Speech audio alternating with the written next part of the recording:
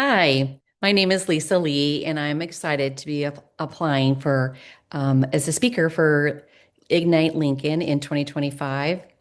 I'd like to share a story that starts in 2010, and it's the story of a season of loneliness in my life. In 2010, our family moved to Lincoln from Overland Park, Kansas. My husband, Mitch, was the sole breadwinner at the time, but had been unemployed for over 10 months when we got this great opportunity and he got this offer from Assurity Life Insurance here in Lincoln, and we couldn't have been more thrilled. We were really excited about starting this new beginning, but it also came with a lot of emotions. We were leaving a home we had known for over 20 years, our children who were 12 and 15. This was the only home they ever knew.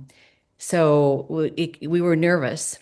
But once we got the whole new home built and the kids settled into school, that's when my loneliness, though, really set in. So I'd like to share the story, though. There's quite a story, a backstory about how I fell into a coaching situation that encouraged me to apply to the city of Lincoln to into their internal audit advisory committee. And the story will talk about how this, like the last thing I really wanted to do. I never wanted to go back into internal audit, but for lots of reasons I'll share in the story, I did.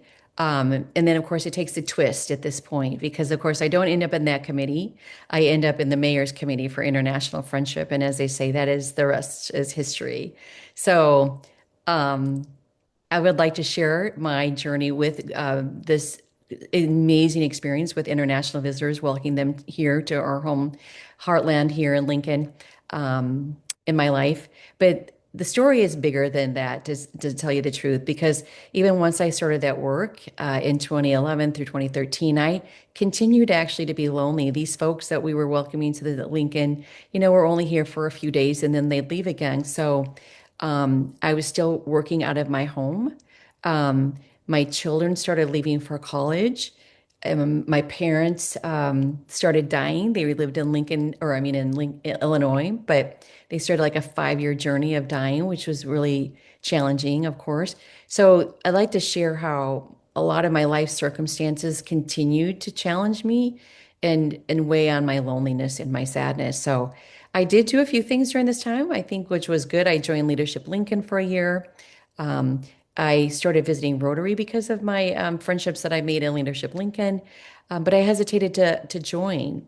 And I think when I look back on it, I know some of it was the loneliness had made me so sad that it led to some depression.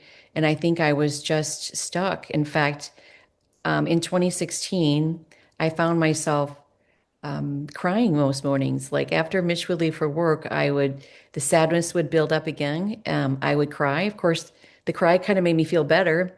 But what I didn't recognize at the time that this is not really normal to start my day like this. I didn't realize that the funk I was in.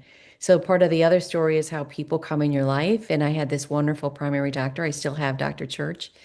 And I was at my annual checkup when she took the time to ask me about my personal life. And at some point, she finally looked at me and just said, no one should feel this sad. So she encouraged me to join Rotary, and I did.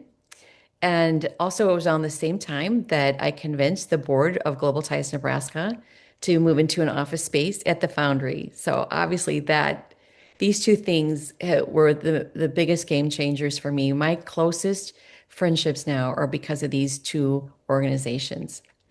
I want to share that. Then I also then want at this point is when I would like to go back to the original story and kind of fill the backstory in about how all of this happened. But because I think in the end, though, I want to conclude by saying that I'm hoping that, so many of us do go through these seasons of loneliness. I, of course, obviously not the only person.